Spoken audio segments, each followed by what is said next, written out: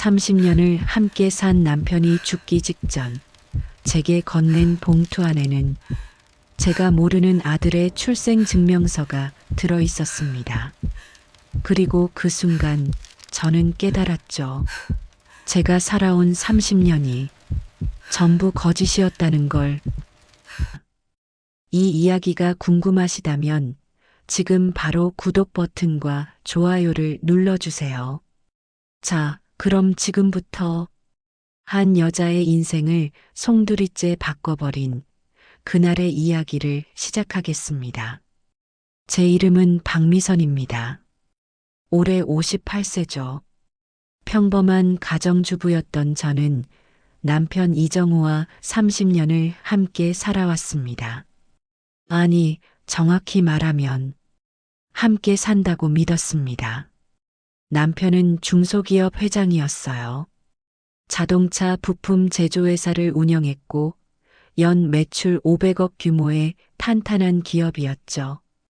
우리 부부는 서울 강남 대치동의 50평대 아파트에서 딸 지연과 함께 살았어요. 남들이 보기엔 완벽한 삶이었습니다. 경제적으로 여유롭고 남편은 사업에서 성공했고 딸은 명문대를 다니고 있었죠. 주변 사람들은 저를 부러워했어요. 미선 씨는 참 복 많아. 남편분이 그렇게 성실하시고 회장님 같은 분 만나기 힘든데 진짜 로또야. 저도 그렇게 믿었어요. 제가 행복하다고, 제 인생이 성공적이라고. 하지만 그건 거대한 착각이었습니다. 작년 11월 15일, 제 생일이었어요. 아침 7시, 저는 늘 하던 대로 남편의 아침 식사를 준비했습니다. 된장찌개, 계란말이, 김구이, 그리고 갓 지은 밥. 30년 동안 매일 아침 준비했던 메뉴였죠. 여보, 식사하세요.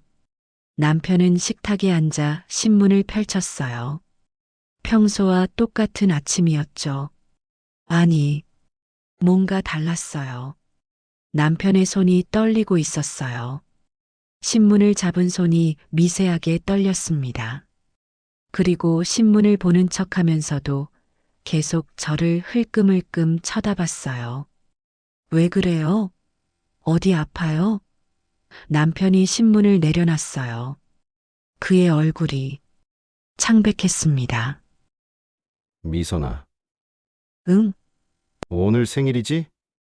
아, 깜빡했네. 맞아요.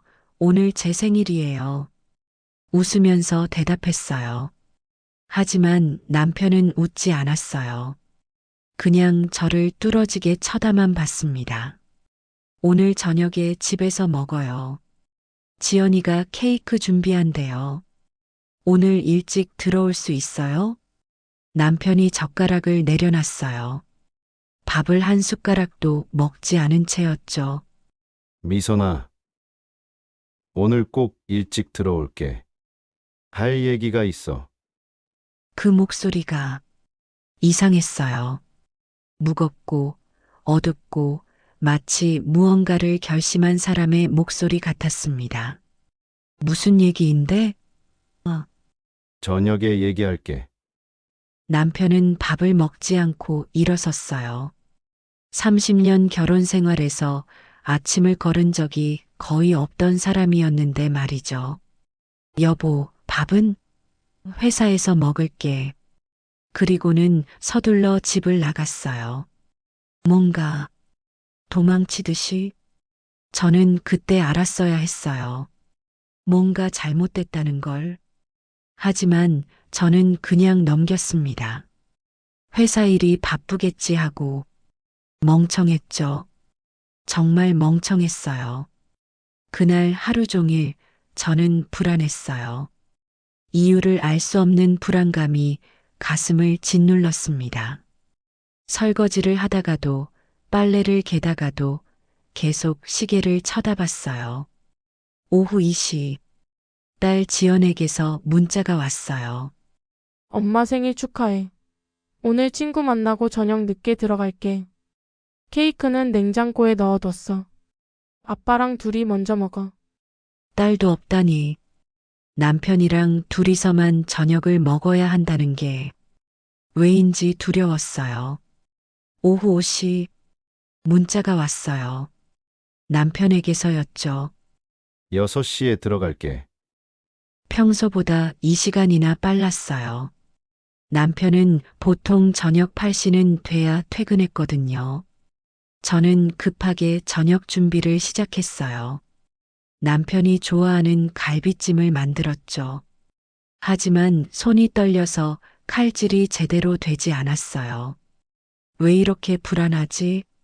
도대체 무슨 얘기를 하려는 거야? 나쁜 생각들이 머릿속을 스쳤어요. 혹시 회사가 망한 건 아닐까? 빚이 생긴 건 아닐까? 아니면 병에 걸린 건 아닐까? 오후 6시 정각. 현관문이 열렸어요. 다녀왔어. 남편의 목소리는 평소보다 더 낮았어요. 무거운 돌덩이 같은 목소리. 어서 와요. 밥 차릴게요. 밥은 나중에 먹자. 일단 서재로 가자. 심장이 쿵 내려앉았어요. 서재. 남편이 중요한 얘기가 있을 때 가는 곳이었죠. 저는 남편을 따라 서재로 들어갔어요. 남편은 문을 닫고 잠갔습니다. 달칵. 자물쇠 잠기는 소리가 마치 감옥 문 닫히는 소리 같았어요. 앉아. 명령조였어요. 부드러운 부탁이 아니라 차갑고 단호한 명령. 저는 떨리는 다리로 소파에 앉았어요. 남편은 책상 앞에 섰습니다. 그리고 서랍에서 갈색 봉투를 꺼냈어요. 그 봉투를 보는 순간 온몸에 소름이 돋았어요. 왜인지는 몰라도 그 안에 끔찍한 게 들어있을 거란 예감이 들었습니다.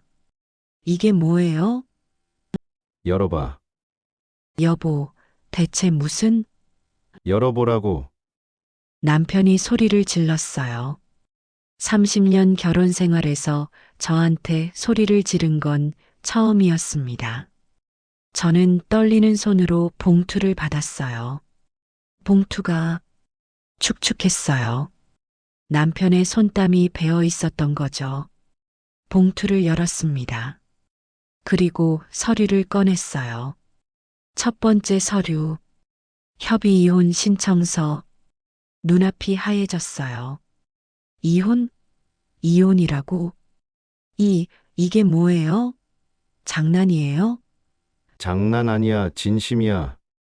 남편의 목소리는 차갑게 가라앉아 있었어요. 감정이 하나도 없는 기계 같은 목소리. 왜요? 대체 왜요? 제가 뭘 잘못했어요? 넌 잘못한 거 없어. 그럼 왜 갑자기 다음 장 봐. 남편이 말했어요. 다음 장 보면 알게 될 거야. 손이 너무 떨려서 서류가 바닥에 떨어질 뻔했어요. 간신히 붙잡고 두 번째 서류를 펼쳤습니다. 그리고 그 순간 제 세상이 무너졌어요. 출생증명서, 성명 이준혁, 생년월일 2005년 3월 18일, 출생지 싱가포르, 아버지 이정호, 어머니 최서연. 이게 뭐예요? 목소리가 떨렸어요. 아니, 온몸이 떨렸어요. 이익은 그대로야. 아버지 이정호? 이게 당신 이름이에요? 이게 무슨 소리예요? 남편은 대답하지 않았어요. 그냥 창밖을 바라봤습니다. 비겁하게도 제 눈을 마주보지 않았죠. 대답해요. 이게 뭐냐고요? 내 아들이야. 세상이 멈춘 것 같았어요. 아니, 세상이 거꾸로 돌아가는 것 같았어요. 아들, 당신 아들, 우리 지연이 말고 다른 아들이 있다고요? 그래. 거짓말이죠? 거짓말이라고 해요. 저는 소파에서 벌떡 일어났어요. 남편의 멱살을 잡고 흔들었습니다. 거짓말이라고 해요. 장난이라고 해요. 제발. 하지만 남편은 고개를 저었어요. 천천히 확실하게. 미안해. 하지만 사실이야. 그 순간 다리에 힘이 풀렸어요. 주저앉을 것 같았어요. 남편이 저를 붙잡았지만 저는 그 손을 뿌리쳤습니다. 손대지 마세요. 손대지 말라고요. 20년 전이야. 남편이 말하기 시작했어요. 목소리는 떨리고 있었죠. 싱가포르 출장 갔을 때 한 여자를 만났어. 거래처 직원이었어. 그래서요? 그래서 바람을 피운 거예요? 그래. 인정했어요. 태연하게, 담담하게. 처음엔 그냥 실수였어. 정말이야.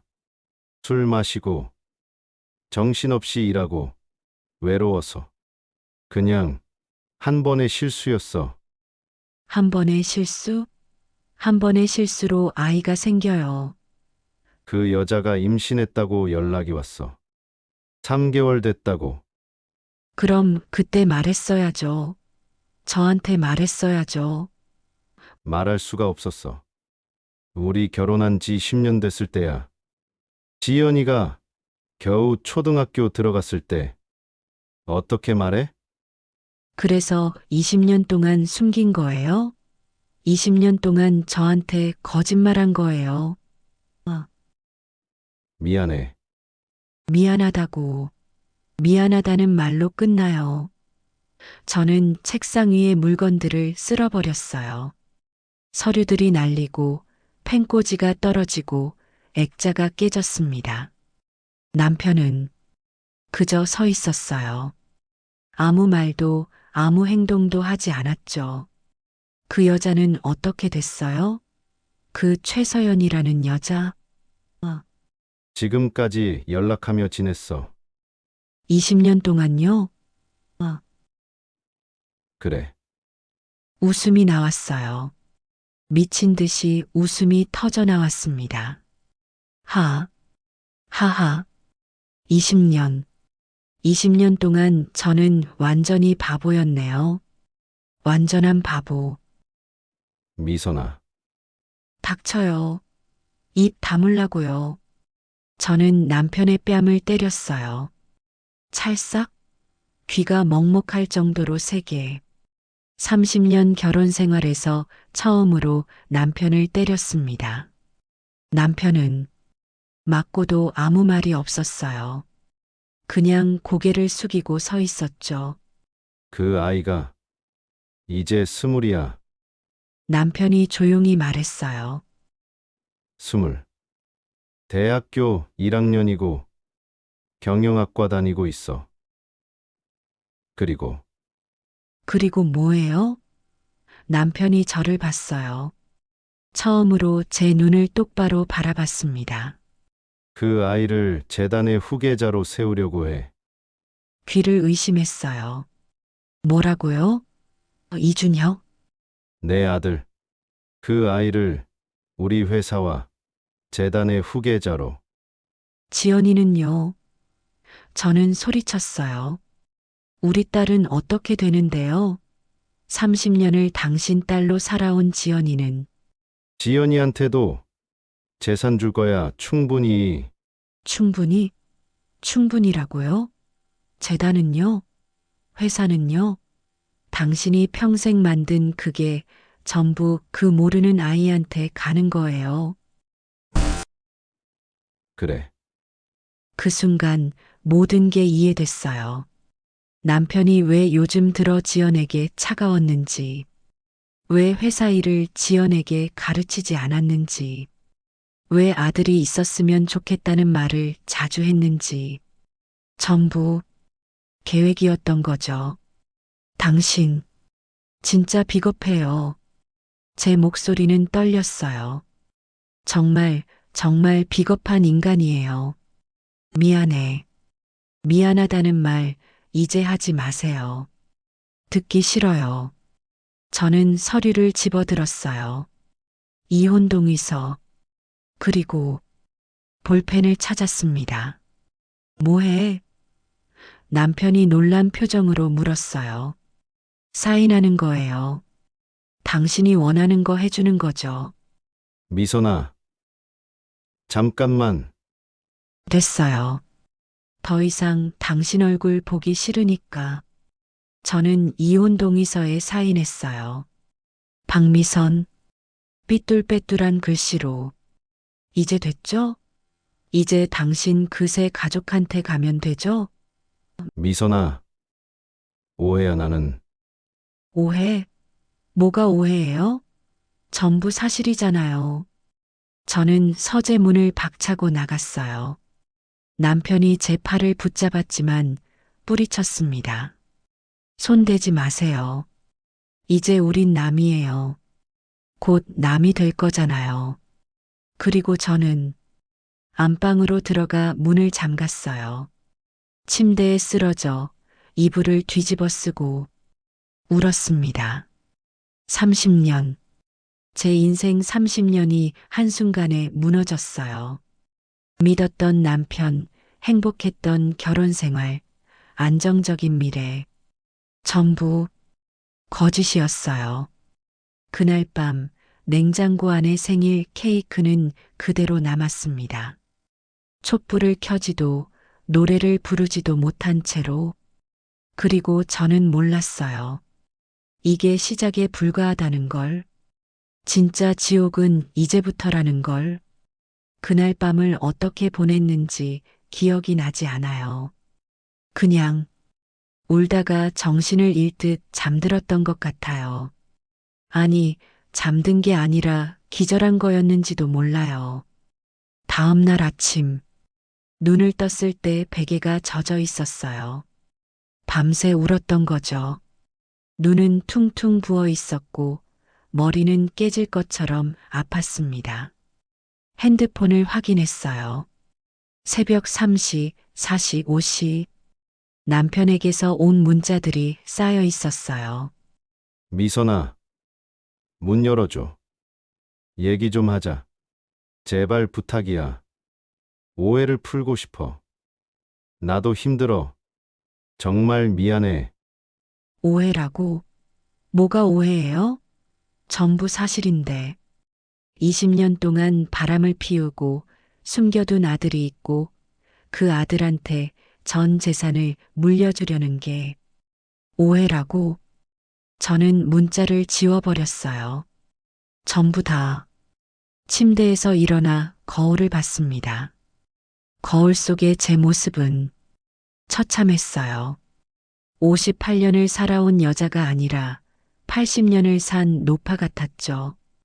주름은 더 깊어 보였고, 눈가는 검게 그을렸고, 입술은 바짝 말라 있었어요. 이게 나야? 이게 30년을 헌신한 아내의 모습이야? 욕실로 가서 찬물로 세수를 했어요.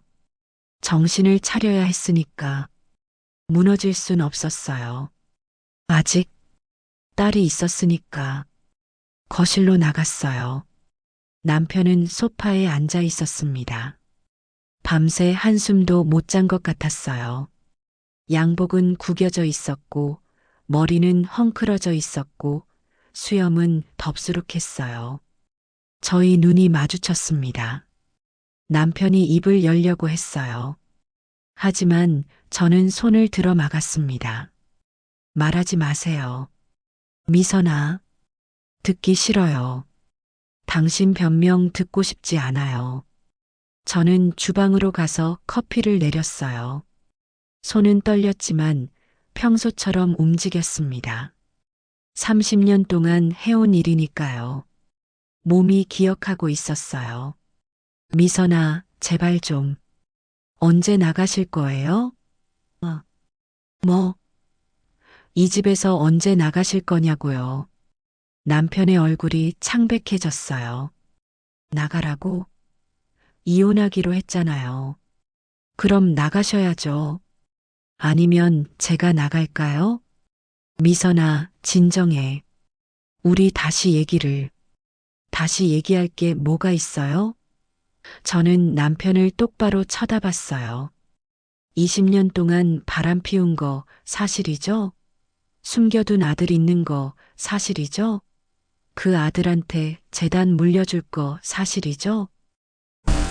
전부 사실이잖아요. 그럼 더 얘기할 게 뭐가 있어요? 남편이 고개를 숙였어요. 대답할 수 없었던 거죠. 전부 사실이었으니까. 일주일 드릴게요. 제가 말했어요. 일주일 안에 집 구해서 나가세요. 변호사는 제가 알아서 선임할 테니 재산 분할 협의나 하죠. 미선아, 정말. 제발 제 이름 부르지 마세요. 역겹거든요. 그 말에 남편의 눈에 눈물이 고였어요. 하지만 저는 돌아섰습니다. 그 눈물을 보고 싶지 않았으니까. 그날 오후 딸 지연이 집에 돌아왔어요. 엄마, 어제 생일 파티 어땠어? 아빠랑 케이크 먹었고. 지연의 말이 멈췄어요. 거실의 분위기를 느낀 거죠. 엄마, 왜 그래요? 울었어요? 지연아.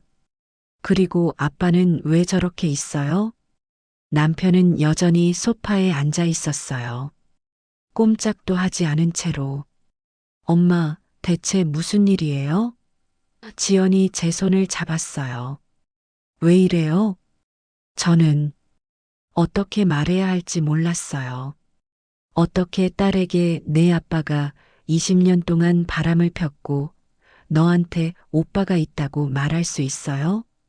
지연아, 말해봐요, 엄마. 무슨 일이에요? 남편이 일어섰어요. 그리고 지연에게 다가갔습니다. 지연아, 아빠가 할 말이 있어. 아빠, 미안하다. 정말, 정말 미안하다. 갑자기 왜 이래요? 무슨 일인데요? 남편이 깊게 숨을 들이쉬었어요. 그리고는 폭탄을 떨어뜨렸습니다. 아빠가 너한테 오빠가 있어. 이복 오빠. 시간이 멈춘 것 같았어요. 지연의 얼굴에서 모든 표정이 사라졌습니다. 뭐라고요? 아빠가 20년 전에 실수를 했어. 그래서 아이가 생겼고 그 아이가 지금 20이야. 거짓말이죠? 지연의 목소리가 떨렸어요. 장난치는 거죠? 아니야. 사실이야. 아니에요. 거짓말이에요. 지연이 소리쳤어요. 우리 아빠는 그런 사람 아니에요. 지연아, 엄마도 뭔가 말 좀 해봐요. 아빠가 거짓말하는 거 맞죠? 저는 고개를 저었어요. 천천히 분명하게. 사실이야, 지연아. 안 돼요. 안 돼. 지연이 제 손을 뿌리쳤어요. 이건 꿈이에요. 악몽이에요. 지연아, 진정해. 진정하라고요. 갑자기 오빠가 있다는데 어떻게 진정해요? 딸의 목소리가 점점 커졌어요. 아니, 비명에 가까웠습니다. 그 오빠가 누구예요? 어디 있어요? 왜 지금까지 숨긴 거예요? 지연아, 아빠가. 아빠라고 부르지 마세요. 지연이 남편을 밀쳤어요. 당신은 이제 제 아빠가 아니에요. 지연아, 싫어요. 당신 같은 아빠 필요 없어요. 딸이 방으로 뛰어들어가 문을 쾅 닫았어요. 그리고 안에서 울음소리가 들렸습니다. 남편이 주저앉았어요. 바닥에 털썩 앉아서 얼굴을 손으로 감쌌어요. 내가 뭘 한 거야? 남편이 중얼거렸어요. 내가 뭘 한 거야? 저는 그를 내려다봤어요. 동정심이 들었을까요? 아니요. 아무 감정도 들지 않았어요. 그냥 텅 비어 있었습니다. 그날 밤 남편은 집을 나갔어요. 호텔에 머물겠다고 했죠. 짐도 제대로 챙기지 않은 채 그냥 나갔습니다. 저와 지연 둘만 남았어요. 딸은 여전히 방에 틀어박혀 나오지 않았고 저는 거실 소파에 앉아 멍하니 천장만 바라봤습니다. 어쩌다 이렇게 된 거지? 어제까지만 해도 평범한 가정이었는데 핸드폰이 울렸어요. 모르는 번호였습니다. 받을까 말까 망설이다가 그냥 받았어요. 여보세요? 박미선 씨 맞으시죠? 여자 목소리였어요. 부드럽지만 어딘가 날카로운 그런 목소리. 네, 그런데 누구세요? 저는 최서연이라고 합니다. 심장이 멎는 줄 알았어요. 최서연. 남편의 출생증명서에 적혀 있던 그 이름. 왜 전화하셨어요? 뵙고 싶어서요. 얘기 좀 하고 싶어요. 얘기요? 웃음이 나왔어요. 저랑 무슨 얘기를 하시려고요? 오해가 있으신 것 같아서요. 제가 설명을 드리고 싶어요. 설명? 뭘 설명하시려고요? 제 목소리가 날카로워졌어요. 당신이 제 남편이랑 바람 피워서 애 낳은 거, 그것도 설명이 필요해요? 더 이상 전화하지 마세요. 듣고 싶지 않아요. 끊으려는데 그녀가 급하게 말했어요. 박미선 씨, 정호 씨가 위험해요. 뭐라고요? 정호 씨한테 누군가 위해를 가하려고 해요. 제발 한 번만 만나주세요. 무슨 소리예요? 위해? 자세한 건 직접 뵙고 말씀드리고 싶어요. 내일 오후 2시 강남역 근처 카페에서 뵐 수 있을까요? 제발이요. 정호 씨를 위해서라도. 저는 잠시 망설였어요. 이 여자를 만나야 할까? 남편을 빼앗아간 여자를. 하지만 위험하다는 말이 신경 쓰였습니다. 카페 이름 보내세요. 감사합니다. 꼭 나오세요. 전화가 끊겼어요. 저는 핸드폰을 내려놓고 한숨을 쉬었습니다. 내가 지금 뭐 하는 거지? 왜 그 여자를 만나려고 하는 거야? 하지만 궁금했어요. 20년 동안 남편과 함께한 여자, 제 남편의 아들을 낳은 여자, 그녀가 대체 어떤 사람인지, 그리고 위험이라는 말이 계속 머릿속을 맴돌았습니다. 다음 날 오후 2시, 약속한 카페에 도착했어요. 강남역 근처의 작은 카페였습니다. 사람들이 많지 않은 조용한 곳이었죠. 들어가니 창가 자리에 여자가 앉아 있었어요. 30대 중반쯤 되어 보였어요. 아니, 40대 초반일 수도. 단정한 검은색 재킷에 흰 블라우스. 화장은 연하게 했고 머리는 어깨까지 내려오는 단발이었어요. 그녀는 예뻤어요. 제가 인정하기 싫었지만 객관적으로 예쁜 여자였습니다. 박미선 씨? 그녀가 일어서며 물었어요. 네, 최서연 씨죠? 네. 앉으세요. 우리는 마주 앉았어요. 어색한 침묵이 흘렀습니다. 뭘 드실래요? 제가 필요 없어요. 저는 차갑게 말했어요. 용건만 말씀하세요. 최서연이 입술을 깨물었어요. 그리고는 가방에서 서류 봉투를 꺼냈습니다. 이거 보셨어요? 봉투 안엔 재단의 회계 장부 사본이 들어 있었어요. 이게 뭐예요? 정호 씨가 제게 맡긴 거예요. 만약을 대비해서. 만약? 정호 씨한테 무슨 일이 생길 경우를 대비해서요. 저는 서류를 펼쳐봤어요. 복잡한 숫자들과 거래 내역들이 빼곡히 적혀 있었습니다. 이게 다 뭐예요? 비자금이에요. 최서연이 조용히 말했어요. 재단에서 빼돌린 돈들이요. 뭐라고요? 정호 씨가 운영하는 재단. 거기 비서 있잖아요. 김민수, 김민수, 남편의 오른팔이었죠. 15년 동안 남편을 보좌해온 충직한 비서. 김 비서가요? 네. 그 사람이 5년 전부터 재단 돈을 빼돌려 왔어요. 매달 조금씩 들키지 않게. 그럼 남편은 알고 있었어요? 1년 전에 알아챘어요. 그리고 증거를 모으기 시작했죠. 최서연이 다른 서류를 꺼냈어요. 은행 거래 내역서였습니다. 이게 비자금 계좌예요. 김민수 명의로 된 페이퍼 컴퍼니 계좌. 여기에 지금까지 약 50억이 쌓여 있어요. 50억? 네. 그리고 김민수는 이 돈을 가지고 뭔가를 계획하고 있어요. 뭐요?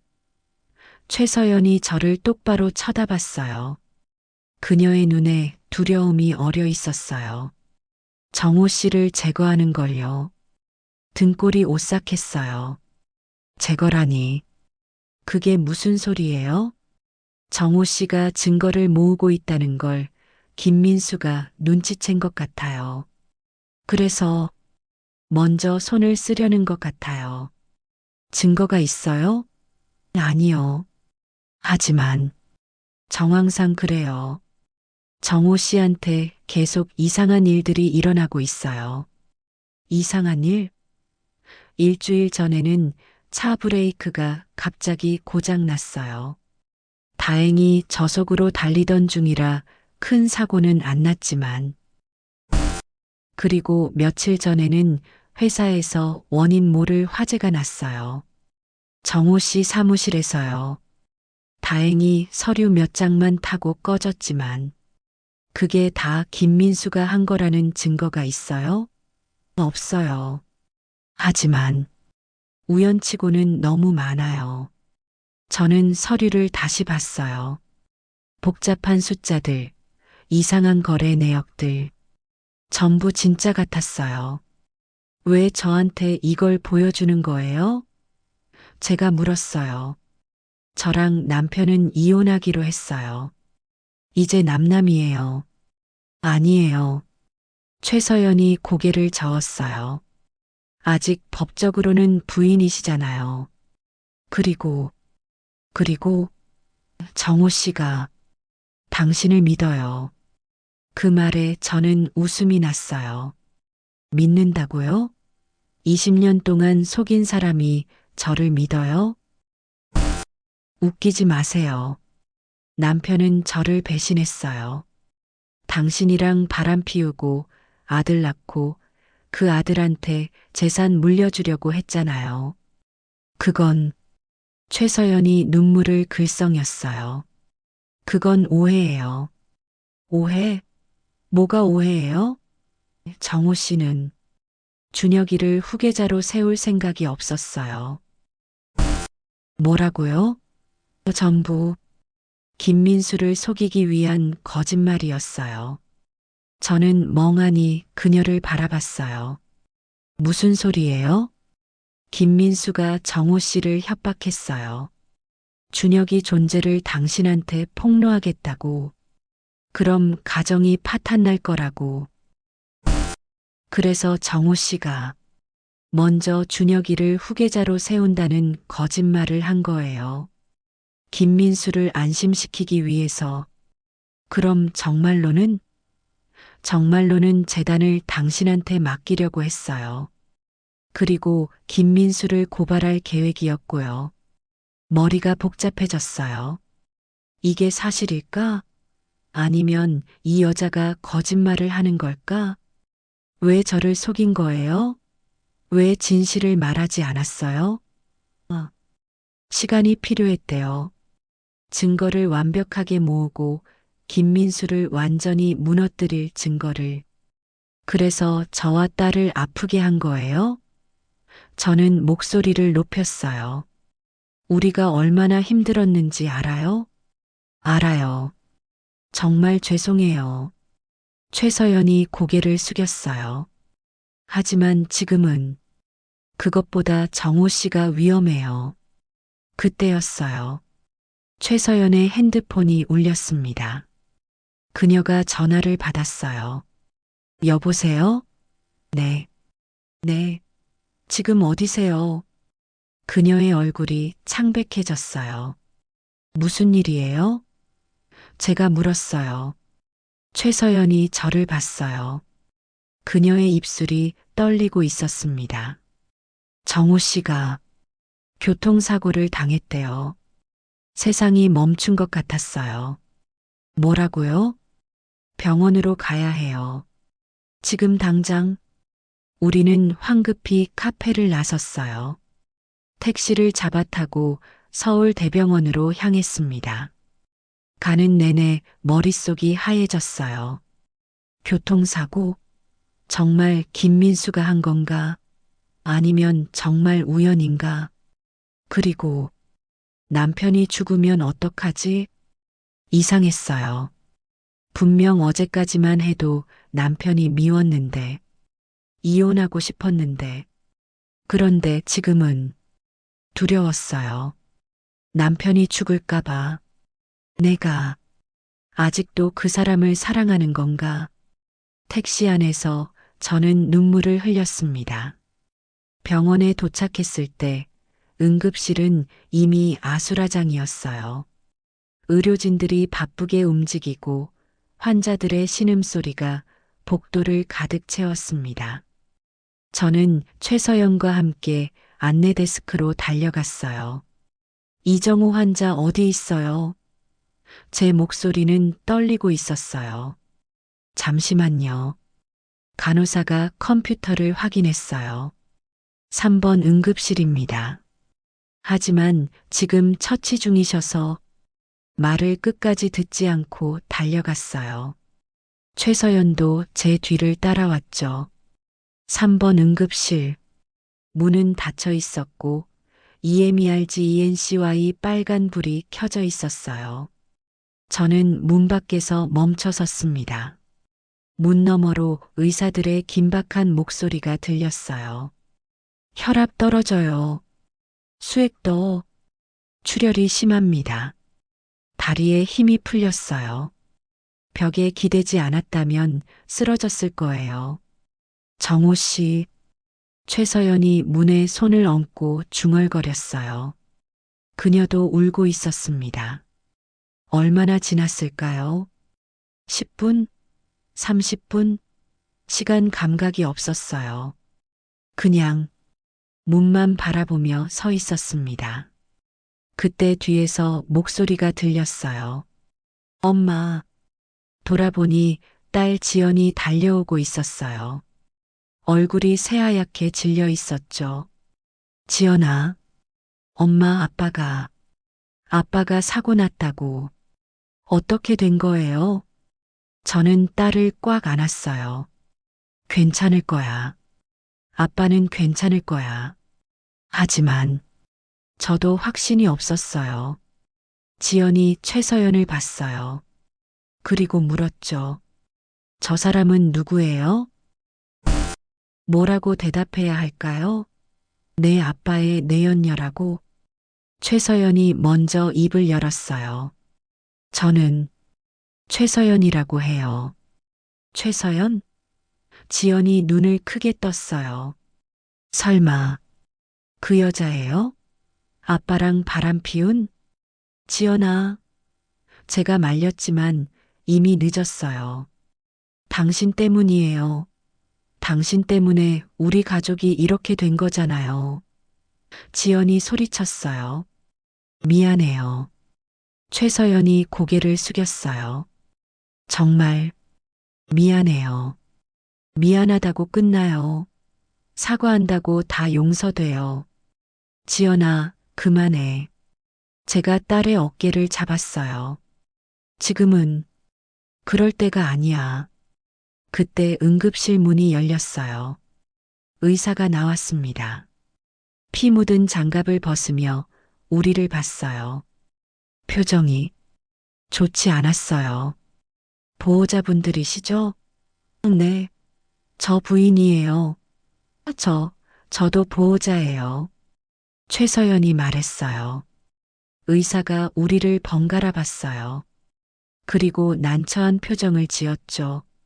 하지만 일단 설명을 시작했습니다. 환자분이 교통사고로 머리를 심하게 다치셨습니다. 두개골 골절과 뇌출혈이 있고요. 그럼 어떻게 되는 거예요? 지금 긴급 수술 준비 중입니다. 하지만 의사가 말을 멈췄어요. 하지만 뭐예요? 말 좀 해보세요. 지연이 울먹였어요. 솔직히 말씀드리면 상태가 위중합니다. 수술이 성공해도 후유증이 남을 가능성이 높고 최악의 경우 의식을 회복하지 못할 수도 있습니다. 식물인간. 그 말이 머릿속을 스쳤어요. 아니, 안 돼. 지연이 무너졌어요. 제가 딸을 붙잡았습니다. 최선을 다하겠습니다. 의사가 말했어요.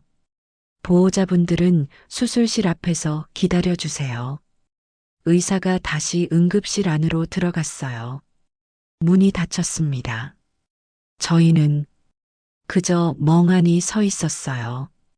아무 말도 할 수 없었습니다. 수술실 앞 대기실. 차가운 의자에 앉아 저희는 기다렸어요. 지연은 제 어깨에 기댄 채 울고 있었고 최서연은 창밖을 바라보며 눈물을 닦고 있었어요. 저는 아무 생각도 들지 않았어요. 그냥 텅 비어 있었습니다. 남편이 죽을지도 모른다. 그 생각이 현실처럼 느껴지지 않았어요. 어제까지만 해도 멀쩡했는데, 이혼 서류에 사인을 받았는데, 그랬는데 지금 박미선 씨, 최서연이 불렀어요. 혹시 사고 전에 정호 씨한테서 연락 받으셨어요? 아니요. 왜요? 저한테는 문자가 왔었어요. 최서연이 핸드폰을 꺼냈어요. 그리고 문자를 보여줬습니다. 서연아, 오늘 김민수를 만나기로 했어. 모든 걸 끝낼 거야. 만약 내게 무슨 일이 생기면 미선한테 USB를 전해줘. USB? 네. 정호 씨가 모아둔 증거들이 들어있는 USB요. 그게 어디 있는데요? 정호 씨 집 서재 금고에 있대요. 비밀번호는 결혼기념일이라고 했어요. 결혼기념일. 6월 15일. 그럼 오늘 사고가 김민수를 만나러 가다가 난 거예요. 등골이 오싹했어요. 그럼 정말 김민수가 증거는 없어요. 하지만 최서연이 주먹을 쥐었어요. 너무 의심스러워요. 그때 누군가 다가왔어요. 돌아보니 김민수였습니다. 남편의 비서. 15년 동안 남편을 보좌해온 그 사람. 사모님, 김민수가 달려왔어요. 회장님이 사고 나셨다고 들었습니다. 어떻게 되신 겁니까? 저는 그를 빤히 쳐다봤어요. 검은색 정장을 입고 깔끔하게 빗어넘긴 머리. 항상 그랬듯 단정한 모습이었죠. 하지만 뭔가 이상했어요. 그의 눈빛이 걱정하는 척하지만 어딘가 차갑고 계산적인 느낌. 김 비서님, 네, 사모님. 사고가 어떻게 난 건지 아세요? 저도 자세히는 모릅니다. 다만 회장님 차가 트럭과 충돌했다고. 트럭이요? 네. 신호 대기 중이셨는데 갑자기 트럭이 뒤에서 들이받았다고 합니다. 신호 대기 중에 이상했어요. 신호 대기 중이면 속도가 느렸을 텐데 그렇게 심한 부상을 입을 수 있을까? 트럭 운전사는요? 도주했다고 합니다. 경찰이 수배 중이고요. 도주. 더욱 의심스러웠어요. 최서연이 김민수를 쳐다봤어요. 날카로운 눈빛으로. 김 비서님, 혹시 오늘 회장님 만날 예정이었나요? 네. 김민수의 표정이 살짝 굳었어요. 아니요, 왜 그러시죠? 그냥 궁금해서요. 회장님이 누구 만나러 가시는 길이었는지. 글쎄요. 저는 잘 모르겠는데요. 거짓말이었어요. 분명히 그의 목소리가 미세하게 떨렸거든요. 김 비서님, 제가 말했어요. 네, 사모님. 최근에 회사에 이상한 일 없었어요? 화재라든지 사고라든지. 그건 어떻게 아셨습니까? 그럼 있었다는 거네요. 사소한 일들이었습니다. 전기 합선으로 불이 났었고, 회장님 차 브레이크가 고장 났었고, 하지만 전부 사고였습니다. 정말 사고였을까요? 최서연이 끼어들었어요. 너무 자주 일어나지 않았나요? 김민수의 눈빛이 차갑게 변했어요. 무슨 말씀을 하시려는 겁니까? 제가 무슨 말을 하는지 아시잖아요. 김 비서님. 긴장감이 흘렀어요. 김민수와 최서연이 서로를 노려봤습니다. 두 분, 제가 끼어들었어요. 여기서 싸울 때가 아니에요. 지금은 남편이, 회장님이 중요하잖아요. 최서연이 고개를 돌렸어요.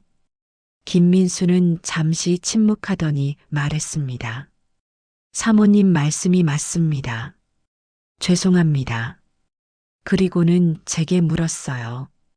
수술은 언제 시작됩니까? 지금 하고 있어요. 몇 시간 걸릴 거래요. 그렇습니까? 제가 회사 일 때문에 잠시 다녀와야 할 것 같습니다. 혹시 회장님 깨어나시면 연락 주시겠습니까? 네. 김민수가 떠났어요. 복도를 걸어가는 그의 뒷모습을 저는 가만히 지켜봤습니다. 저 사람이에요. 최서연이 속삭였어요.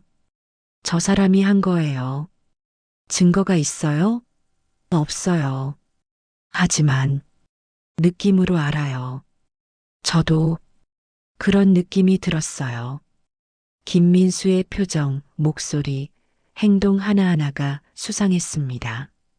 4시간 후 수술실 불이 꺼졌어요. 의사가 나왔습니다. 우리는 벌떡 일어났어요. 어떻게 됐어요? 수술은 일단 성공했습니다. 의사가 말했어요. 뇌출혈을 제거했고 두개골도 정리했습니다. 그럼 괜찮다는 거예요? 지연이 물었어요. 하지만 의사가 고개를 저었어요. 의식은 돌아오지 않았습니다. 지금은 혼수 상태예요. 언제 깨어날지 알 수 없습니다. 그럼 식물인간이 된 거예요? 아직 단정할 순 없습니다. 며칠 지켜봐야 해요. 뇌의 부기가 가라앉으면 깨어날 수도 있고, 가능성은요? 솔직히 높지 않습니다. 30% 정도? 30%, 10명 중 3명만 깨어난다는 얘기. 아빠, 지연이 주저앉았어요. 안 돼, 안 돼. 저는 딸을 안아줄 힘도 없었어요. 그냥 멍하니 서 있었습니다. 환자분을 중환자실로 옮기겠습니다. 면회는 30분 후에 가능합니다. 의사가 들어갔어요. 침대에 누운 남편이 보였어요. 온갖 기계에 연결된 채로 저는 그 모습을 볼 수 없었어요. 고개를 돌렸습니다. 이게 현실인가? 이게 정말 일어나고 있는 일인가? 어제까지만 해도 이혼하려고 했어요. 남편을 미워했고 증오했고 다시는 보고 싶지 않았어요.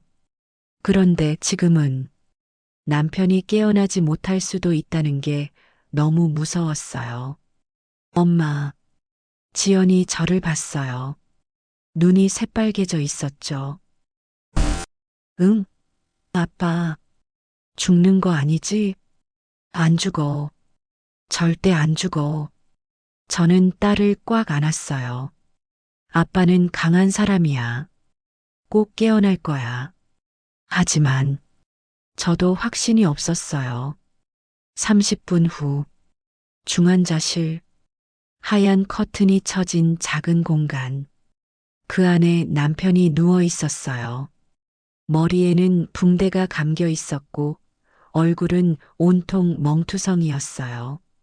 산소 마스크를 쓰고 있었고, 온갖 선들이 몸에 연결되어 있었죠.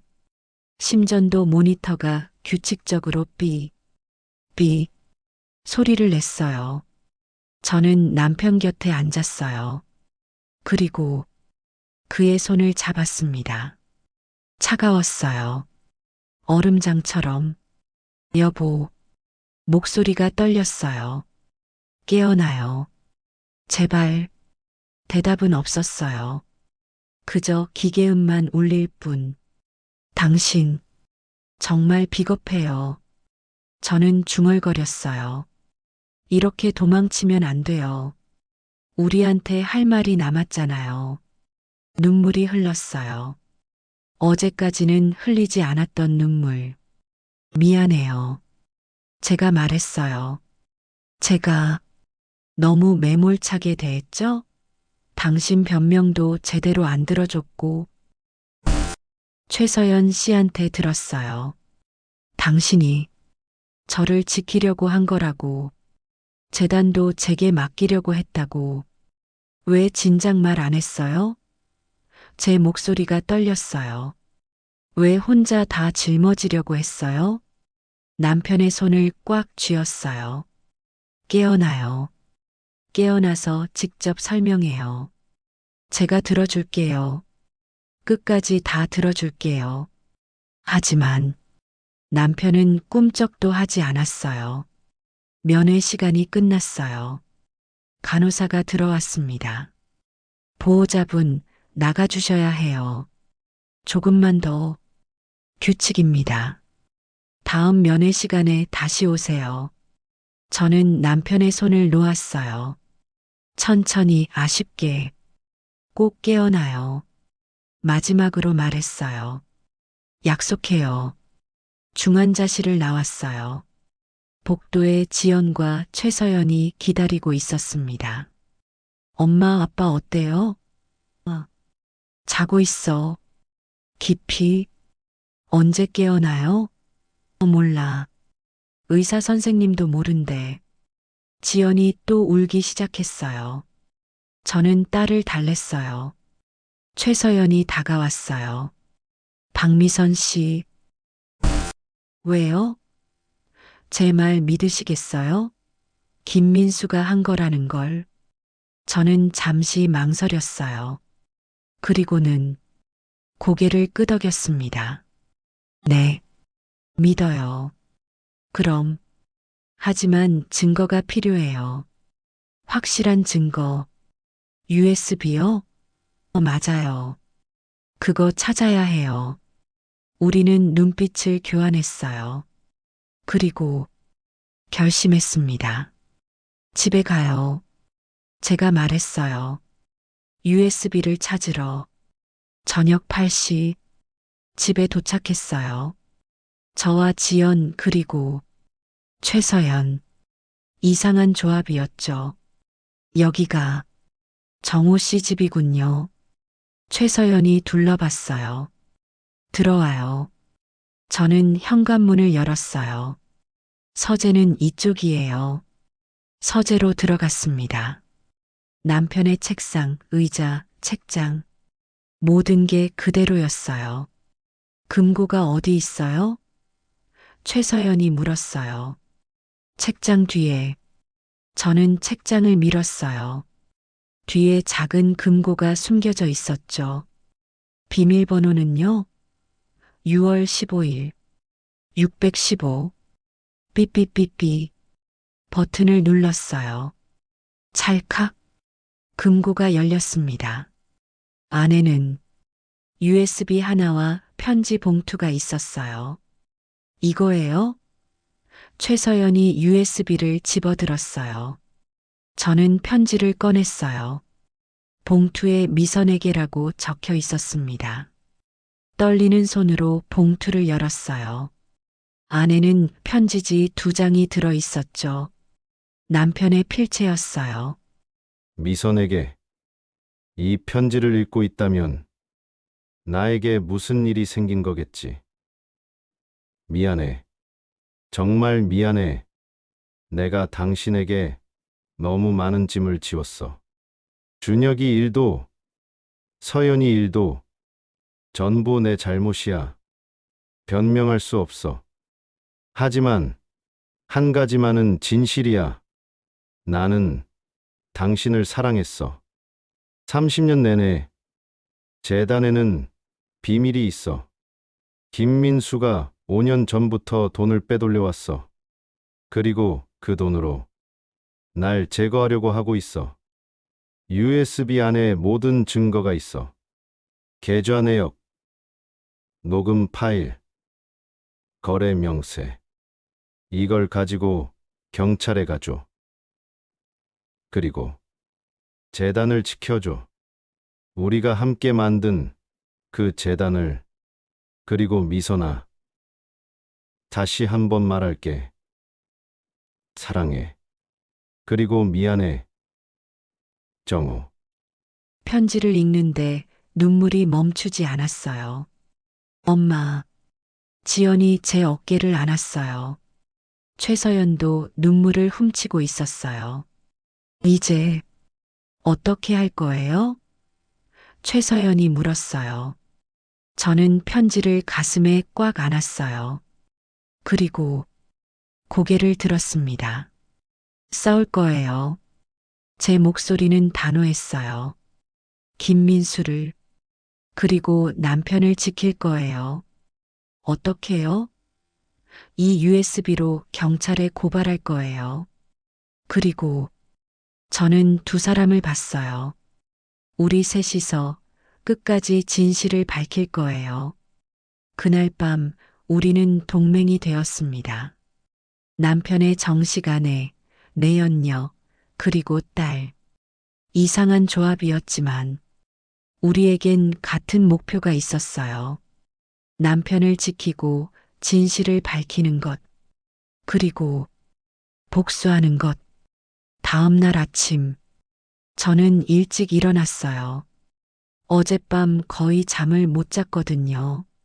머릿속이 복잡했어요. USB의 내용, 남편의 편지, 그리고 앞으로 무엇을 해야 할지. 거실로 나가니 최서연이 소파에 앉아 있었어요. 그녀도 밤새 잠을 못 잔 것 같았죠. 눈밑이 시커멓게 그늘져 있었습니다. 못 주무셨어요? 제가 물었어요. 네. 계속 생각이 나서요. 최서연이 대답했어요. USB 내용 보셨어요? 아직이요. 같이 볼까요? 우리는 서재로 들어갔어요. 남편의 컴퓨터를 켜고 USB를 꽂았습니다. 파일들이 화면에 나타났어요. 엑셀 파일, PDF 문서, 그리고 음성 녹음 파일들. 이게 다 뭐예요? 저는 파일들을 하나씩 열어봤어요. 첫 번째 파일. 비자금 계좌 내역. XLSX. 화면에 숫자들이 빼곡히 나타났어요. 날짜, 금액, 거래처. 이것 봐요. 최서연이 화면을 가리켰어요. 2020년 3월부터 매달 5천만 원씩 빠져나갔어요. 5천만 원? 매달? 네. 그리고 여기 받는 계좌 이름 보세요. KNM 인터내셔널. 이게 뭐예요? 김민수가 만든 페이퍼 컴퍼니예요. 실체가 없는 유령 회사. 그럼 이 돈이 전부 김민수 주머니로 들어간 거죠. 5년 동안 매달 5천만 원이면 계산기를 두드렸어요. 30억. 정확히는 32억입니다. 최서연이 말했어요. 재단 자금을 32억이나 빼돌린 거예요. 등골이 오싹했어요.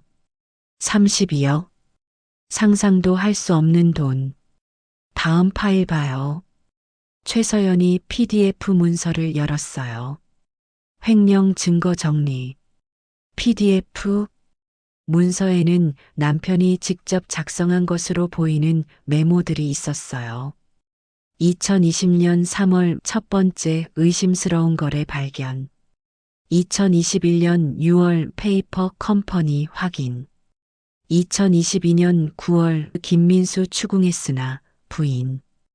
2023년 4월 협박 시작됨 준혁 존재 폭로 위협. 2024년 8월 차량 브레이크 고장 의심. 2024년 10월 사무실 화재 의심. 2024년 11월 최종 대면 계획. 최종 대면. 저는 중얼거렸어요. 그게 어제였던 거네요. 그리고 사고가 났죠. 최서연의 목소리가 떨렸어요. 녹음 파일도 있어요. 저는 음성 파일을 클릭했어요. 스피커에서 남편의 목소리가 흘러나왔습니다. 김비서, 이제 그만하게. 내가 다 알고 있어. 회장님, 무슨 말씀을. 32억? 자네가 빼돌린 돈 말일세. 증거도 다 있어. 은행 거래 내역, 페이퍼 컴퍼니 서류, 전부. 회장님, 경찰에 넘기기 전에 자수하게. 그럼 선처를 부탁해 주지. 긴 침묵. 그리고 김민수의 목소리. 차갑고 위협적인 톤이었어요. 회장님, 그러시면 안 됩니다. 뭐? 저도 할 말이 있거든요. 회장님의 아들 이야기요. 싱가포르에 숨겨둔 아들. 20년 동안 비밀로 해온 사모님과 따님이 알면 어떻게 되실까요? 감히 협박을. 협박이 아닙니다. 거래죠. 회장님이 조용히 하시면 저도 조용히 하겠습니다. 이 자식이. 녹음이 끊겼어요. 이게 언제 녹음된 거예요? 제가 물었어요. 작년 4월이요. 최서연이 파일 정보를 확인했어요. 그때부터 정호 씨가 협박받은 거죠. 그래서 저는 이해했어요. 그래서 남편이 저한테 이혼을 요구한 거였군요. 김민수를 안심시키기 위해서요. 준혁이를 후계자로 세운다는 거짓말로. 하지만 결국 눈물이 났어요. 남편은 끝까지 증거를 모았고 김민수는 제거하려고 한 거죠. 우리는 침묵했어요. 진실이 너무 끔찍했습니다. 이걸 경찰에 가져가야 해요. 제가 말했어요. 기다려요. 최서연이 제 팔을 잡았어요. 그 전에 해야 할 게 있어요. 뭔데요? 김민수를 확실히 잡아야 해요. 이 증거만으로는 부족할 수 있어요. 무슨 소리예요? 이렇게 증거가 많은데? 변호사를 동원하면 빠져나갈 방법을 찾을 거예요. 누명이다, 조작됐다, 이렇게요. 그럼 어떻게 해요? 최서연이 저를 똑바로 쳐다봤어요. 자백을 받아내야 해요. 자백? 녹음으로요. 김민수가 직접 시인하게 만드는 거예요. 어떻게요? 그 사람이 바보도 아니고 미끼가 필요해요. 최서연이 말했어요. 그리고 박미선 씨가 그 미끼가 돼야 해요. 등골이 서늘해졌어요. 저요? 네. 회장님 부인이시잖아요. 김민수는 당신을 경계하고 있을 거예요. 당신이 김민수를 만나서 USB 얘기를 꺼내는 거예요. 그럼 김민수가 뭔가 실수를 할 거라고? 네. 조급해질 거예요. 그리고 본색을 드러낼 거예요. 위험했어요. 하지만 달리 방법이 없었습니다. 알겠어요. 저는 고개를 끄덕였어요. 해볼게요. 오후 2시 회사 앞 카페. 저는 김민수에게 문자를 보냈어요. 김 비서님, 급하게 드릴 말씀이 있습니다. 회사 앞 카페에서 뵐 수 있을까요? 10분 후 답장이 왔어요. 네, 사모님. 30분 후에 가겠습니다. 저는 카페 구석자리에 앉았어요. 가방 안에는 녹음기가 숨겨져 있었습니다. 최서연이 준비한 거였죠. 잘 될 거예요. 최서연이 전화로 말했어요. 그녀는 근처에서 대기하고 있었어요. 침착하게, 자연스럽게 하세요. 네. 30분 후, 김민수가 들어왔어요. 검은색 정장에 서류 가방을 든 모습. 항상 그랬듯 단정했죠. 사모님, 그가 제 앞에 앉았어요. 무슨 일로 부르셨습니까? 김 비서님, 저는 심호흡을 했어요. 남편 상태 들으셨죠? 네. 여전히 혼수 상태시라고. 안타깝습니다. 진심처럼 들렸어요. 하지만 저는 알고 있었죠. 거짓이라는 걸. 김 비서님, 네. 솔직히 물어봐도 될까요? 무엇을요? 남편 사고. 정말 우연이었나요? 김민수의 표정이 굳었어요. 미세하게, 하지만 분명히. 무슨 말씀이십니까? 차 브레이크 고장, 사무실 화재, 그리고 이번 사고. 너무 자주 일어나지 않았나요? 우연치고는. 사모님, 설마 저를 의심하시는 겁니까? 의심한다기보다는 저는 가방에서 USB를 꺼냈어요. 그리고 테이블 위에 놓았습니다. 이게 뭔지 아세요? 김민수의 눈빛이 변했어요. 날카롭게, 위험하게. 그게 뭡니까? 남편이 남긴 거예요. 서재 금고에. 안에 뭐가 들었는지 아세요? 저는 그를 똑바로 쳐다봤어요. 32억. 김 비서님이 빼돌린 돈에 대한 증거요. 순간 카페 안의 공기가 얼어붙었어요. 김민수는 웃었어요. 차갑고 섬뜩한 웃음.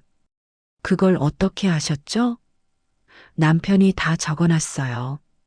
김 비서님이 한 일들. 그래서요? 김민수가 몸을 앞으로 기울였어요. 그래서 어쩌시겠다는 겁니까? 경찰에 넘길 거예요. 경찰에요? 김민수가 비웃었어요. 사모님, 그게 진짜라고 생각하세요? 뭐요? 그 USB 안의 내용. 전부 조작될 수 있어요. 저는 변호사들을 고용할 수 있고 증거를 무효화할 수 있어요. 하지만, 그리고 무엇보다 김민수가 더 가까이 다가왔어요. 그의 목소리는 위협적이었어요. 사모님, 정말 그러고 싶으세요? 회장님 아들 이야기가 언론에 나가길 원하세요? 심장이 철렁했어요. 준혁, 이준혁? 그 아이 이야기요. 회장님의 숨겨둔 아들. 그건 제가 언론에 제보하면 어떻게 될까요? 재벌 회장의 이중생활 20년 숨긴 혼외 자식 이런 제목으로요. 당신 따님이 얼마나 상처받으실까요? 회사 주가는 얼마나 떨어질까요? 김민수가 웃었어요. 생각만 해도 끔찍하지 않습니까? 저는 주먹을 쥐었어요. 손톱이 손바닥에 박혔습니다. 그러니까 김민수가 USB를 집어들었어요. 이건 제가 가져가죠. 그리고 사모님은 아무 일도 없었던 것처럼 사시면 됩니다. 돌려줘요. 아니요. 김민수가 USB를 주머니에 넣었어요. 이건 제 것입니다. 당신, 정말, 그리고 사모님, 김민수가 일어서며 말했어요. 혹시 또 다른 증거가 있으시면 회장님 건강을 위해서라도 조심하세요. 그 말이 무슨 뜻인지 알았어요. 위협이었죠. 남편을 해칠 수 있다는. 감히 남편한테 손 떼면 이미 됐잖아요. 김민수가 차갑게 웃었어요. 사고로 보이게요. 뭐라고? 뭘 놀라세요? 이미 아시잖아요. 김민수가 문 쪽으로 걸어갔어요. 그럼 안녕히 계세요, 사모님. 회장님께도 안부 전해주시고요.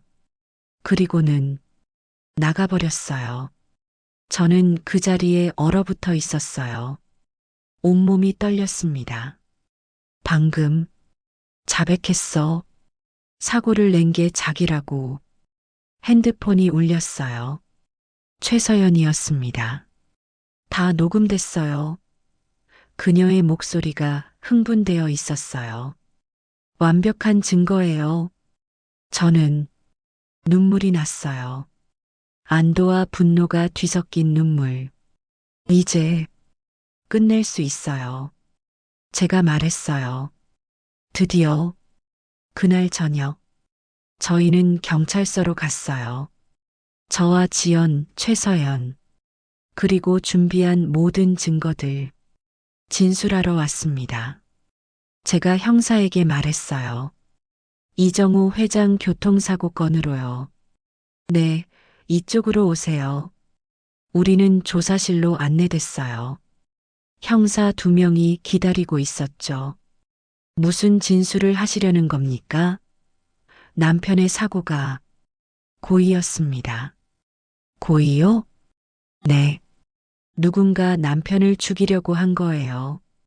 저는 준비한 서류들을 꺼냈어요. USB, 녹음 파일, 회계장부. 이게 다 뭡니까? 증거입니다. 범인이 누군지 보여주는. 형사들이 서류를 살펴봤어요. 그리고 표정이 굳어졌습니다. 이게 사실입니까? 네. 전부 사실이에요. 그럼 범인은 김민수입니다. 제 남편의 비서요. 형사들이 서로 눈빛을 교환했어요. 알겠습니다. 일단 조사해 보겠습니다. 증거물은 모두 제출해 주시고, 형사님, 제가 말했어요. 한 가지 더 있어요. 뭔가요? 저는 핸드폰을 꺼냈어요. 그리고 오늘 녹음한 파일을 재생했습니다. 김민수의 목소리가 울려 퍼졌어요. 이미 됐잖아요. 사고로 보이게요. 형사들의 눈이 커졌어요. 이건 오늘 녹음한 거예요. 김민수가 직접 자백한 거죠. 이 사람을 당장 체포해야겠습니다. 형사 한 명이 무전기를 들었어요. 김민수라는 사람 긴급 체포영장 청구합니다. 모든 게 움직이기 시작했어요. 자정, 저희는 병원으로 돌아왔어요. 중환자 실험. 남편은 여전히 잠들어 있었습니다. 저는 남편의 손을 잡았어요. 여보, 우리가 해냈어요. 김민수를 잡았어요. 기계음만 규칙적으로 울렸어요. 이제 깨어나도 돼요. 더 이상 위험하지 않아요. 지연이 반대편에서 남편의 손을 잡았어요. 아빠, 우리 기다리고 있을게요. 최서연은 문 밖에서 지켜보고 있었어요. 들어오지는 않았죠. 그녀도 알고 있었으니까요. 자신의 자리가 어디인지. 여보, 저는 다시 말했어요. 당신이 숨긴 게 뭐든, 한 일이 뭐든, 일단 깨어나요. 그 다음에 얘기해요. 약속해요. 끝까지 들어줄게요. 그리고 눈물이 흘렀어요.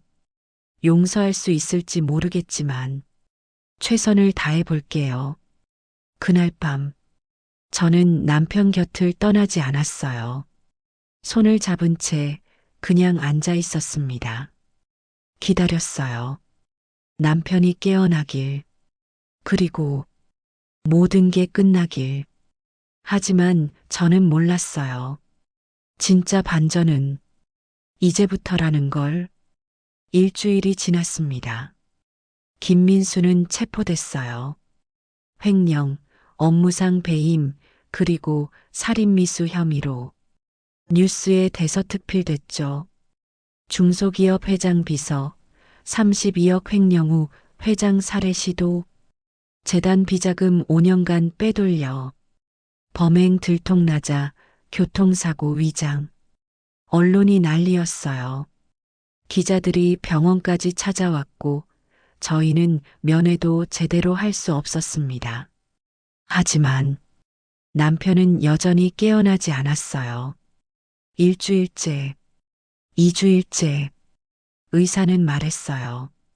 시간이 지날수록 깨어날 확률이 낮아집니다. 그럼 어떻게 되는 거예요? 지연이 울먹였어요. 최악의 경우, 영구적인 식물인간 상태가 될 수 있습니다. 안 돼요.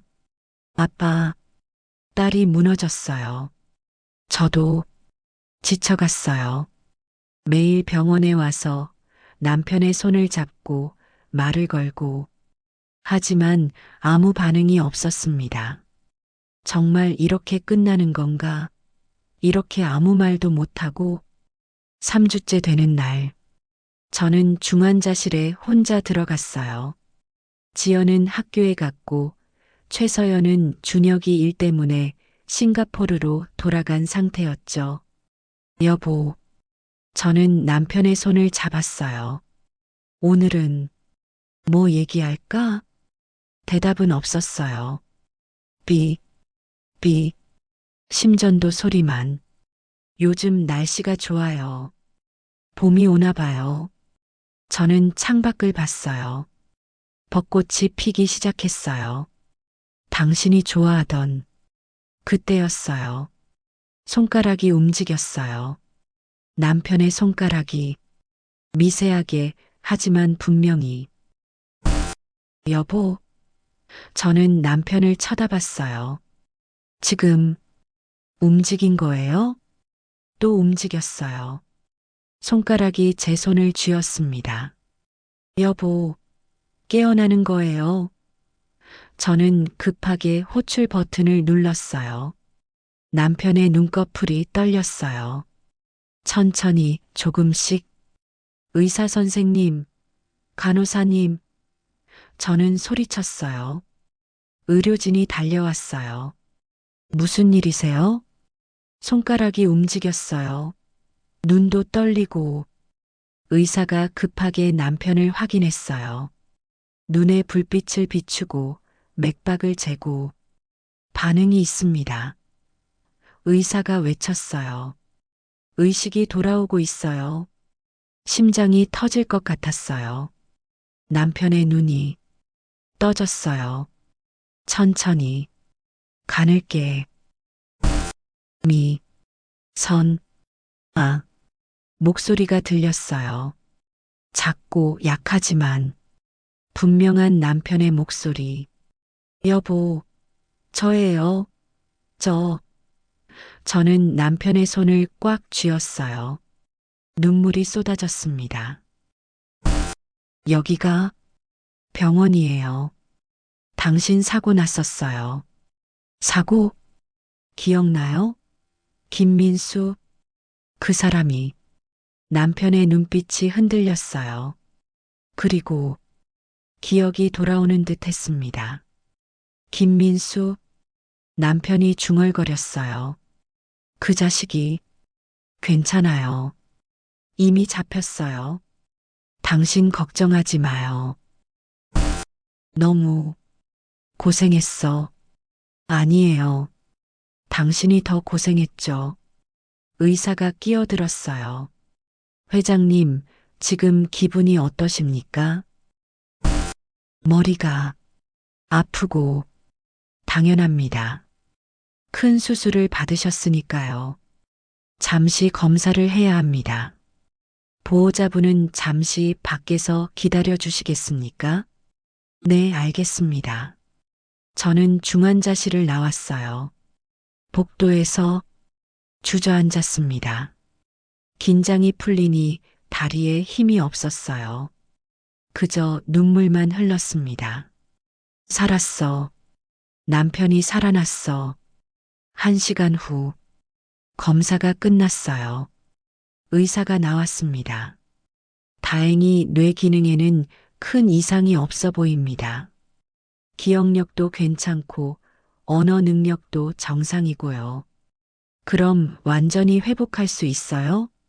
시간은 걸리겠지만 재활 치료를 잘 받으시면 일상생활은 가능할 겁니다. 감사합니다. 정말 감사합니다.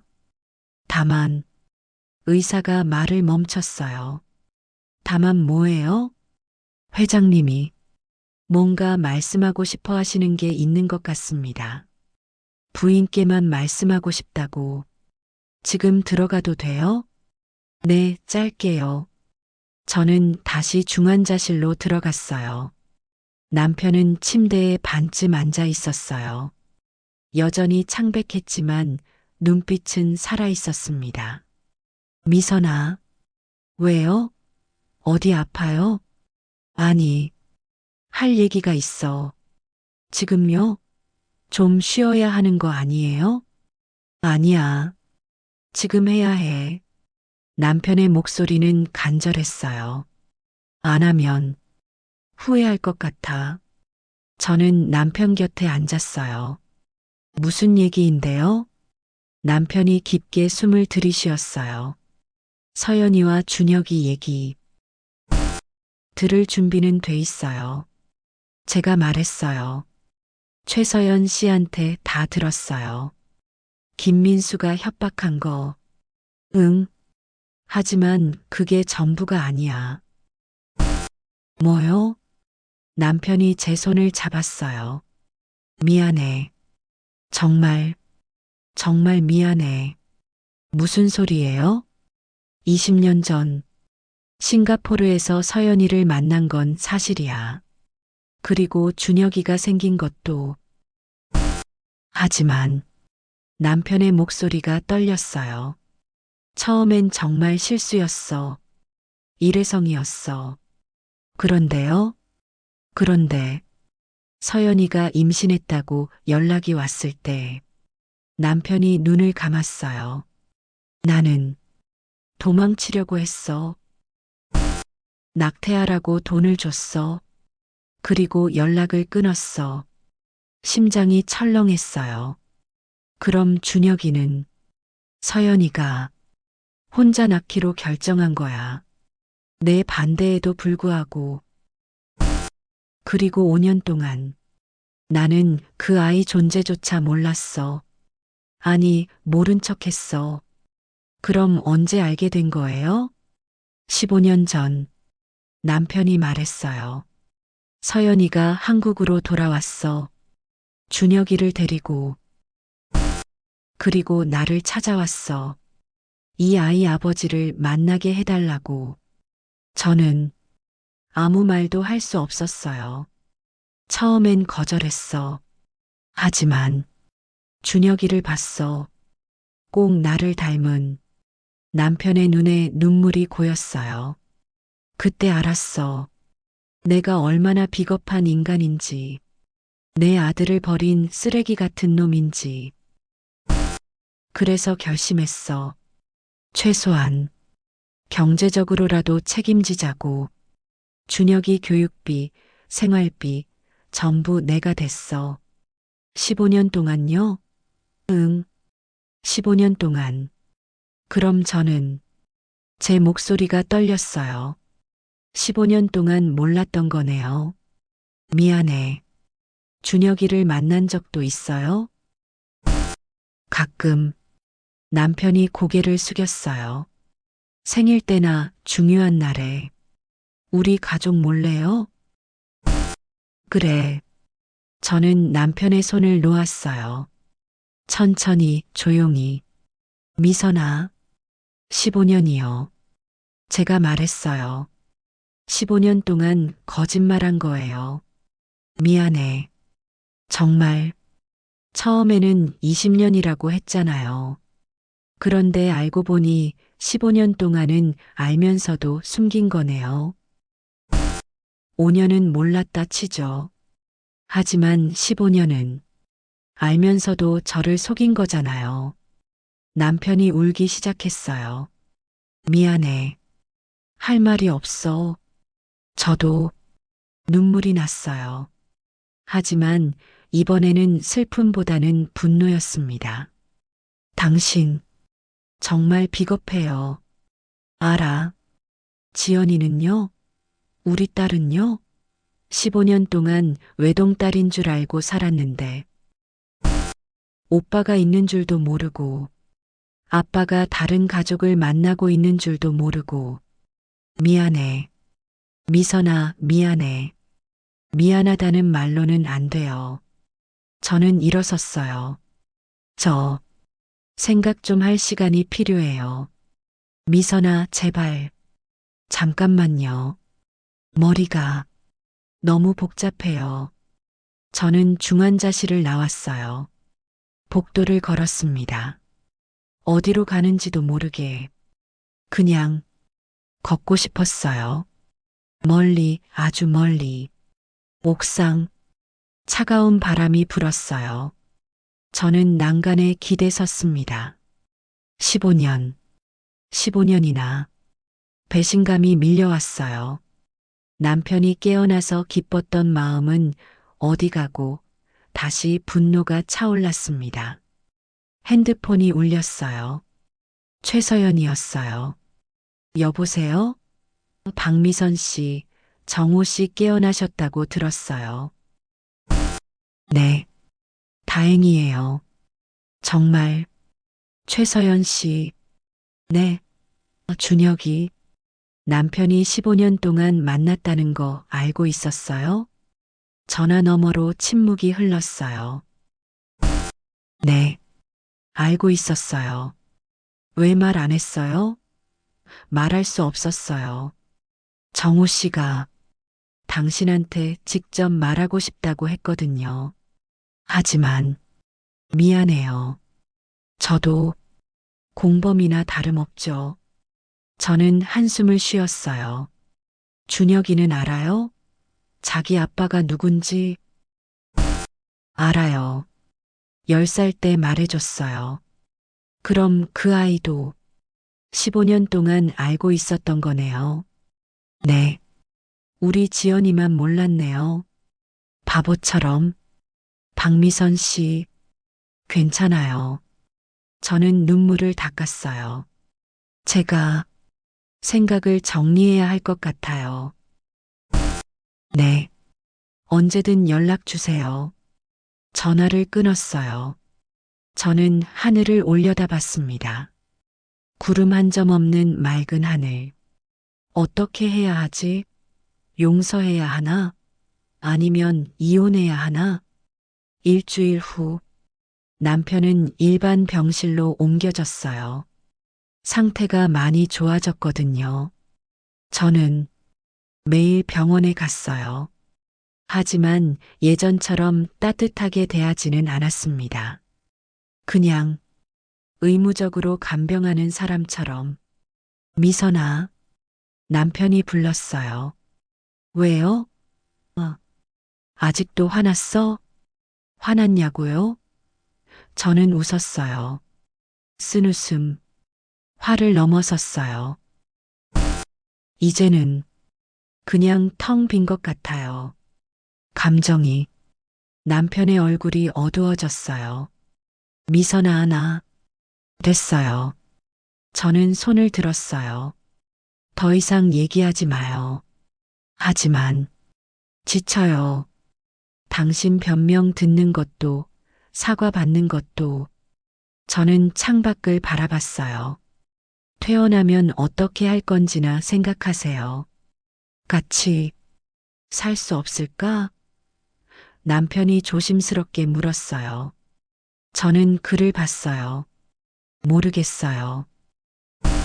솔직히 당신 얼굴 보는 것도 힘들어요. 하지만 30년을 함께 산 사람을 하루아침에 지울 수도 없고, 그럼 시간이 필요해요. 생각할 시간. 남편이 고개를 끄덕였어요. 알겠어. 기다릴게. 그때 문이 열렸어요. 지연이 들어왔습니다. 아빠, 딸의 목소리는 차갑고 딱딱했어요. 지연아, 이거. 지연이 서류 봉투를 내밀었어요. 변호사 선임했어요. 뭐? 재산 분할 소송이요. 엄마 목 제대로 받아낼 거예요. 지연아, 그게 무슨. 아빠는 우리한테 할 만큼 했어요. 지연이 차갑게 말했어요. 15년 동안 다른 가족 뒷바라지 하면서 우리는 속인 거잖아요. 딸아, 오해야.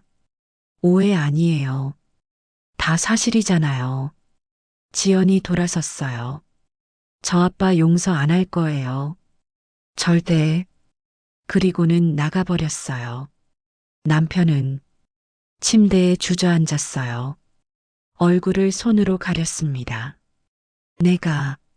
내가 뭘 한 거야? 남편이 흐느꼈어요. 가족을 이렇게 만들어버렸어.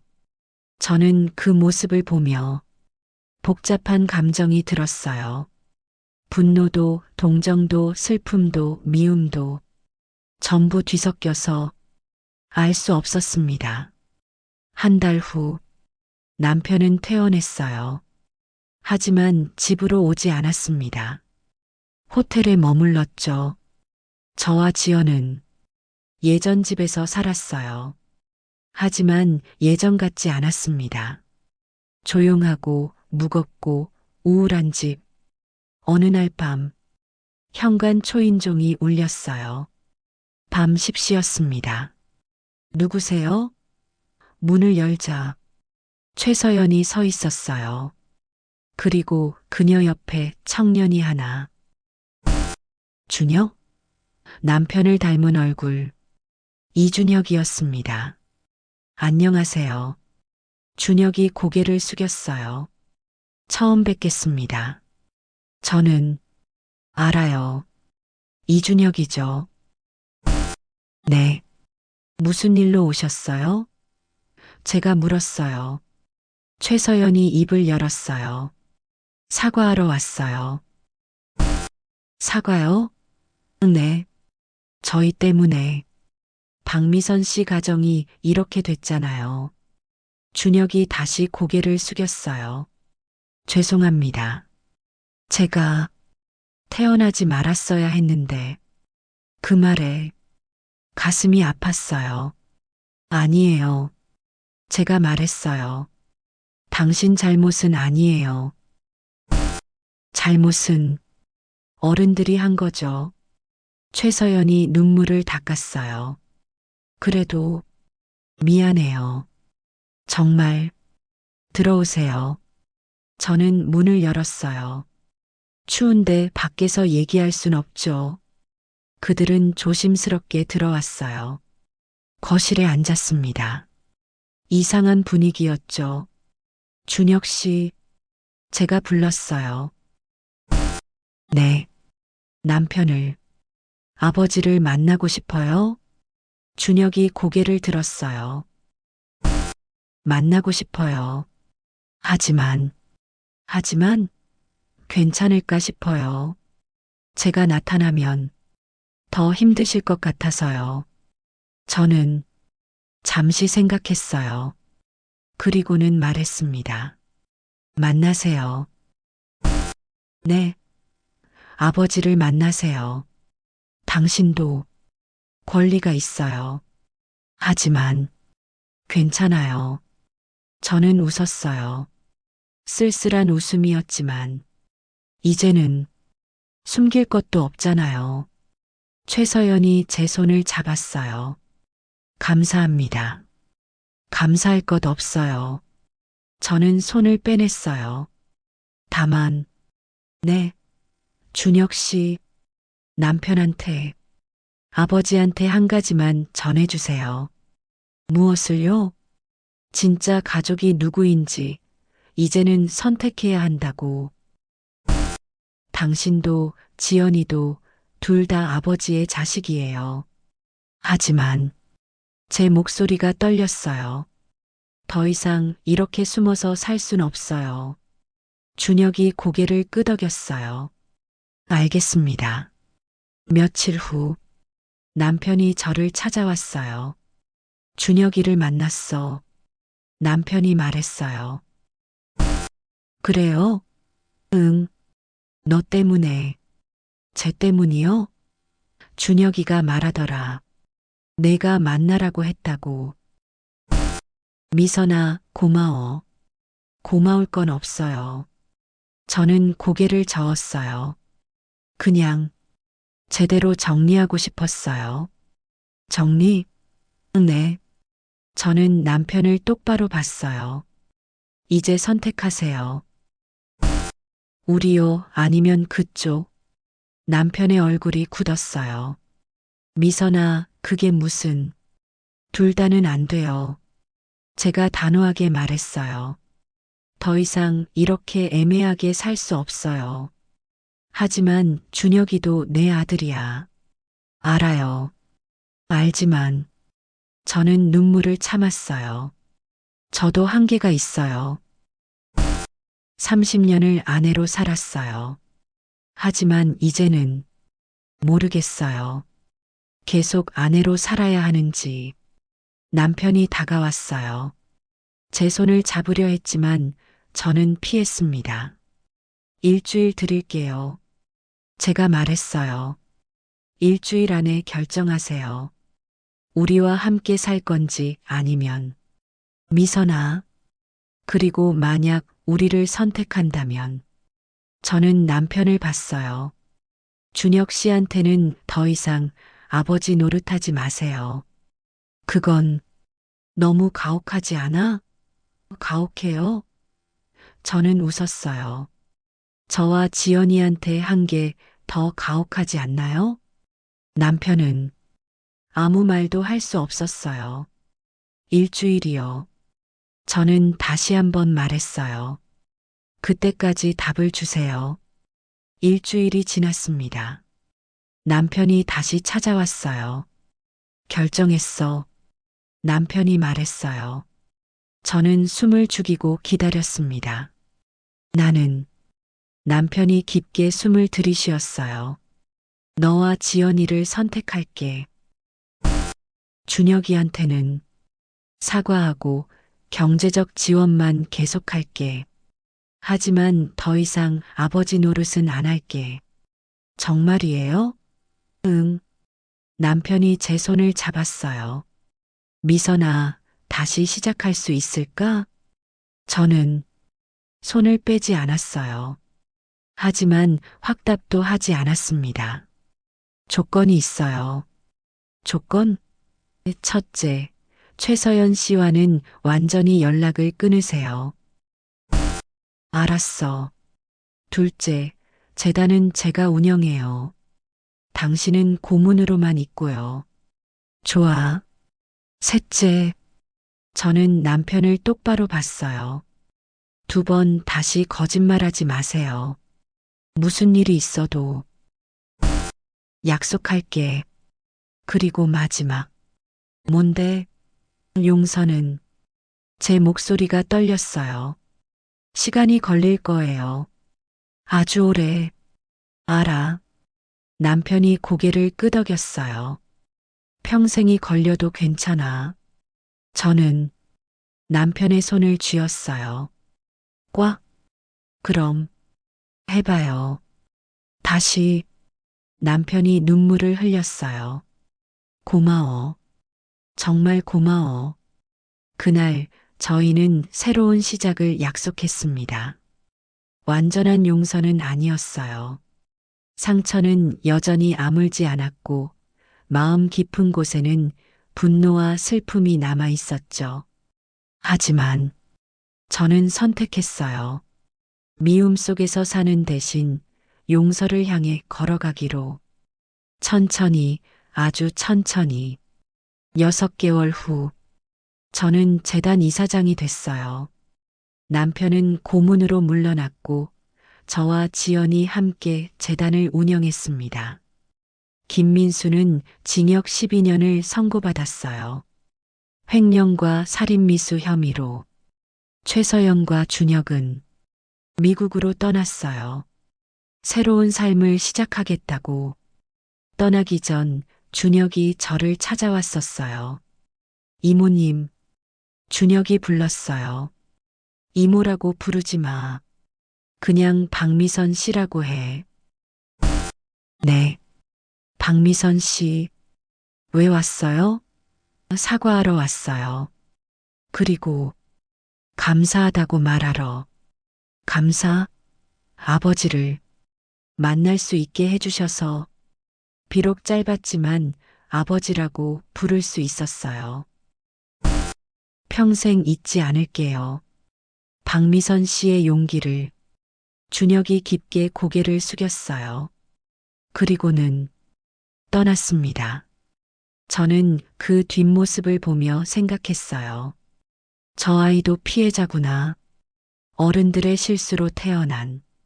현재 남편과 저는 함께 살고 있어요. 하지만 예전 같지는 않아요. 같은 집에 살지만 각자의 방을 쓰고 함께 식사하지만 대화는 필요한 것만 하고 사랑은 아직 돌아오지 않았어요. 아니, 돌아올 수 있을지 모르겠어요. 하지만 저는 후회하지 않아요. 용서를 선택한 것. 왜냐하면 용서는 상대를 위한 게 아니거든요. 나 자신을 위한 거예요.